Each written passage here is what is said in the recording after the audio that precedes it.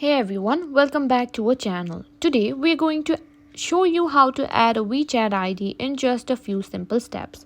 Whether you're new to WeChat or just need a refresher, we've got you covered. So let's get started. First things first, make sure you have the WeChat app installed on your phone. You can download it from the App Store or Google Play Store if you haven't already.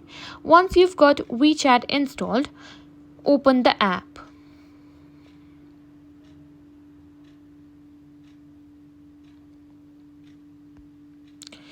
You'll see the login screen where you can either log in or sign up if you're new.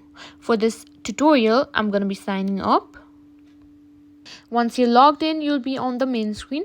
Tap on the Me icon at the bottom right corner. This will take you to your profile. Here you'll see your profile details. Tap on your profile picture or name to open your personal information page. Now look for the WeChat ID field. If you haven't set one yet, it will say set WeChat ID. Tap on this field. Enter your desired WeChat ID. Remember, this ID has to be unique and can only be set once, so choose wisely. Once you've entered your new ID, tap Save. And that's it, you've successfully added a WeChat ID to your account. Now you can easily share your WeChat ID with friends so they can add you.